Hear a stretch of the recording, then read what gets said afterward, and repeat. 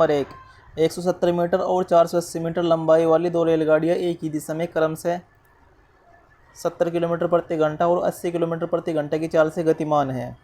पीछे से आ रही तेज चाल वाली रेलगाड़ी द्वारा दूसरी रेलगाड़ी को पूरी तरह से पार करने में कितना समय लगेगा। देखो, समय बराबर होता है दूरी बटा चाल। टाइम बराबर क्या होता है? दूरी बटा चाल। बता डिस्टेंस बटा स्पीड, ये फार्मूला होता है, मान रख दो। देखो दूरी कितनी है, रेलगाड़ी चाहे समांतर चलो चाहे अपोजिट चलो, जो वाली दूरी होती है हमेशा आपस में ऐड होती है। तो दो रेलगाड़ी की दूरी कितनी होगी? 170 प्लस 480, 0 की 0, 8 7 15 का 5 का हासिल 1, 4 1 5 1 6 होगी 650। और एक ही दिशा में चल रही तो चाल है वो आपस में घट जाएगी। 80 माइनस 70 कितना आ जाएगा? 10। जो किलोमीटर प्रति घंटा में है तो हम क्या कर देंगे, इसे मीटर प्रति सेकंड में चेंज कर देंगे।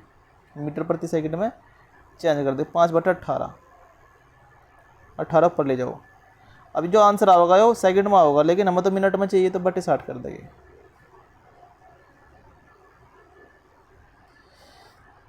जीरो से जीरो कट, और 6 दाई 60 और 36 18,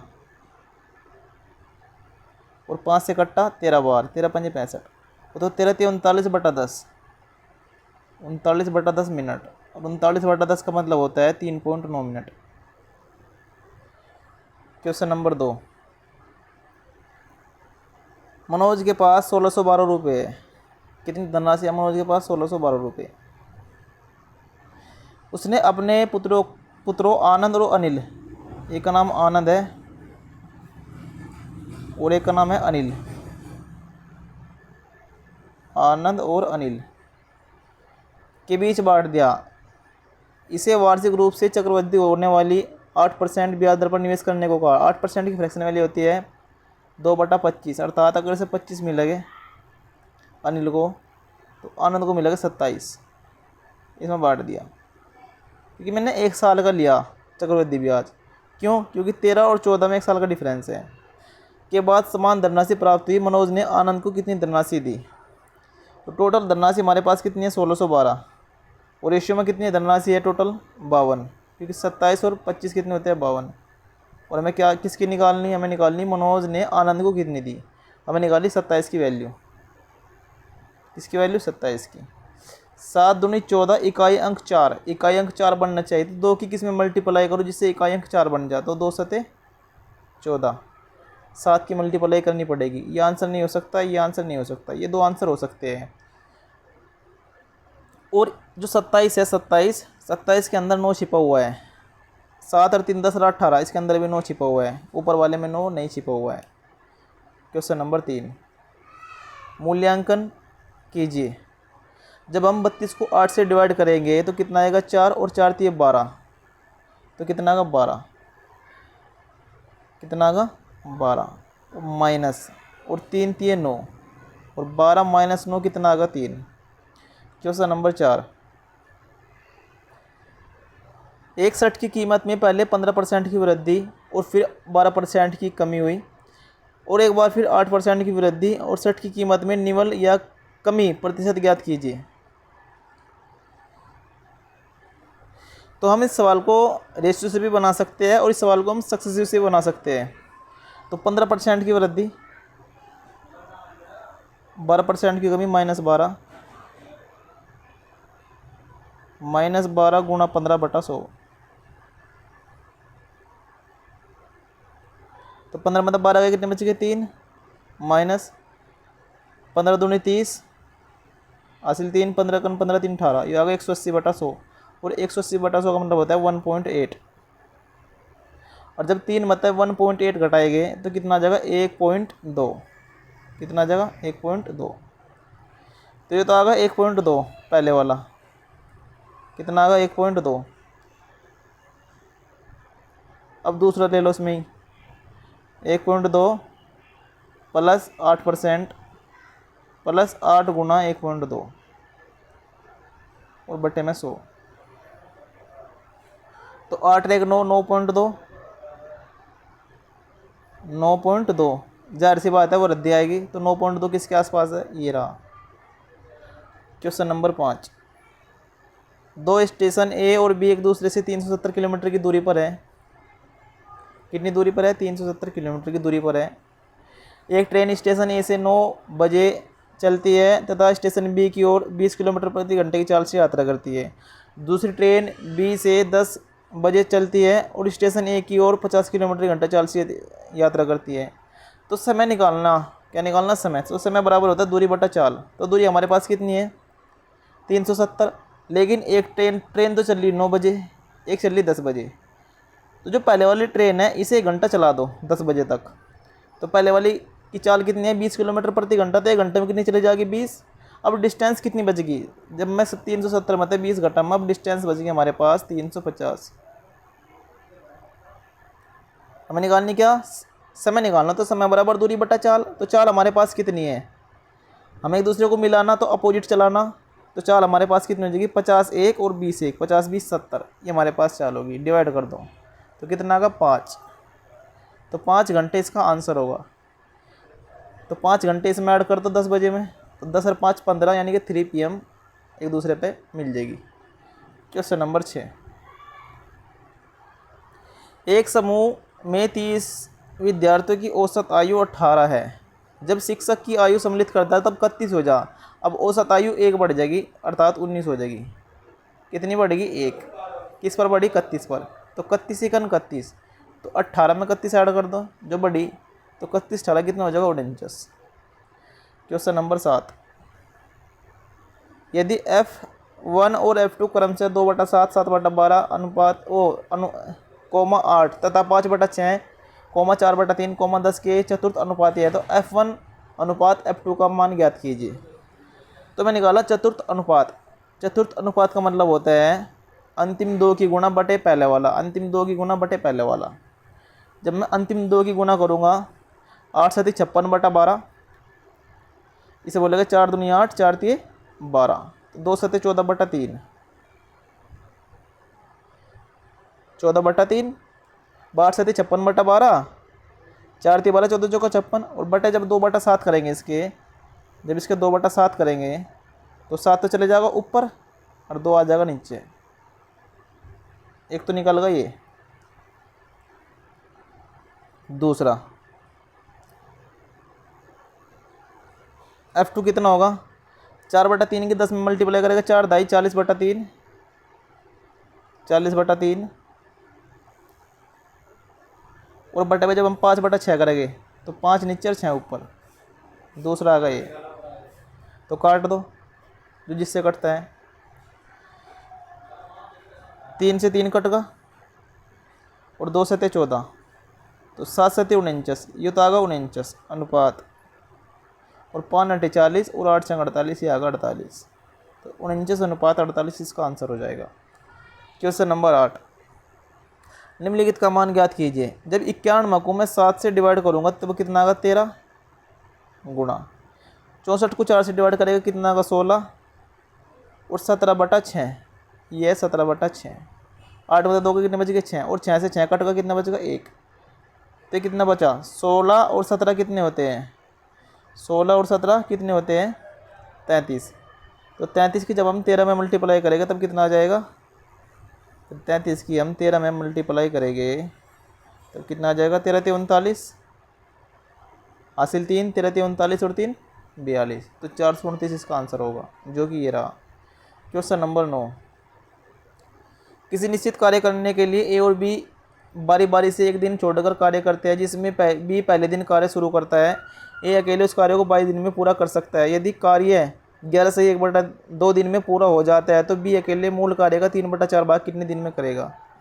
देखो ये दोनों मिलकर 11 से 1/2 दिन में पूरा करते हैं, तो बी स्टार्ट करता है, तो बी पहले दिन कितना काम करेगा, 6, हाईएस्ट 6 ही तो कर सकता है।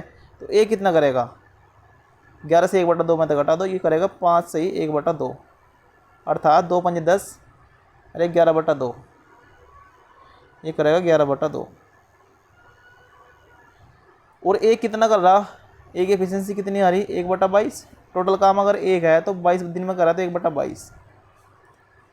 तो ए दो एफिशिएंसी के साथ कितना वर्क कर लेगा, 11/2 गुना 1/22, तो 11 दूनी 22, ये कर लगा 1/4, ये कितना कर लगा 1/4, तो ये कर लगा 1/4। बचगा कितना बचा 3/4, बचा कितना 3/4, उसे कौन करेगा, उसे करेगा बी 6 के हिसाब से, तो 3 दूनी 6, तो कितना आएगा 1/8, तो बी करेगा 1/8। और काम कितना कराना 3/4, तो 3/4 बटा 1/8, तो 8 ऊपर चले जाएगा, तो 4 दूनी 8, तो 2 3 6, तो 6 इसका आंसर हो जाएगा। क्वेश्चन नंबर 10, 4800 को राम, श्याम और कार्तिक के बीच 4 8 3 के अनुपात में बांटना है। शाम को मिलने वाली राशि ज्ञात कीजिए। देखो शाम को जो मिलेगी राशि वह 8 मिलेगी, जाहिर सी बात है 8 मिलेगी, तो 8 का मल्टीपल चेक कर लो, 8 का मल्टीपल चेक कर लो, तो 8 के मल्टीपल इसमें 2 है, तो इसे हम सिंपल तरीके से करते हैं। देखो हमारे पास 4800 रुपये है और रेशियो के हिसाब से हमारे पास कितने रुपए है, 8 4 12 3 15, और हमें क्या निकालना, हमें निकालना शाम, यानी कि 8 की वैल्यू हमें निकालनी, तो 15 3 45 और 15 दूनी 30, यह आएगा 320। जब मैं 320 की 8 में गुना करूँगा तो 32 हटे कितने होते हैं 256, एक जीरो चिपका देंगे, तो 2560 इसका आंसर आ जाएगा। क्वेश्चन नंबर 11, किसी जिले की जनसंख्या 3,69,000 है जिसमें 1,86,000 पुरुष है, 45% जनसंख्या साक्षर है। यदि 45% पुरुष साक्षर है तो महिला भी 45% हो जाएगी, सिंपल सी बात है, इसमें तो सोचने वाली बात ही नहीं कुछ। क्वेश्चन नंबर 12, एक व्यापारी क्रय मूल्य से 20% अधिक अंकित करता है तथा 20% की छूट देता है, तो लाभ परसेंट कितने होते हैं। जब भी अधिक मूल्य अंकित करा अगर छूट भी सेम देगा तो उसका फार्मूला होता है x²/100, हमेशा, वो भी माइनस, तो 20 गुणा 20 बटे में जब हम 100 करेंगे तो 2 जीरो कट, तो 2 दूनी 4, ये आ जाएगा -4% हानि। क्वेश्चन नंबर 13, निम्नलिखित का मान ज्ञात कीजिए। जब 44 को 4 से डिवाइड करूंगा तब 11 गुना 48 को 8 से डिवाइड करेगा 6 और 7 में तो 2 गए 5, 5 से 5 कट गया, अब कितना आएगा 21, और 21 5 कितना होता है 26, और जब मैं 11 की 26 से मल्टीप्लाई करूँगा तो 11 6 66, कहाँ पर गलती हुई है, 21 6 27 होते हैं, 27, तो जब मैं 11 की 27 में मल्टीप्लाई करूँगा 11 7 77, हासिल 7, 11 दूनी 22 7 29, तो 297 इसका आंसर हो जाएगा। क्वेश्चन नंबर 14, दो संख्या होगा एलसीएम और एचसीएफ क्रम से 168 और 6 है, उनमें से एक संख्या 24 है, दूसरी संख्या निकालिए। देखो एलसीएम और एचसीएफ बराबर पहली संख्या गुना दूसरी संख्या, एक फार्मूला होता है। एलसीएम 168 और एचसीएफ 6 दे रखा है, एक संख्या 24 दे रखी, तो दूसरी संख्या में निकालनी है। 24 7 168, 7 छंग 42, ये रहा। यदि घनाभ की लंबाई 2 गुनी ऊंचाई आदि चौड़ाई 3 गुनी कर दी जाए तो उसका आयतन कितना हो जाएगा। देखो लंबाई चौड़ाई ऊंचाई, लंबाई चौड़ाई और ऊंचाई, ये घनाभ के आयतन का फार्मूला होता है। अब इसने कहा लंबाई को कर दो 2 गुनी, यानी कि 12 कर दो गुना, चौड़ाई को कर दो 3 गुना, चौड़ाई को कर दो 3 गुना, तो बी का मान कर दे 3b।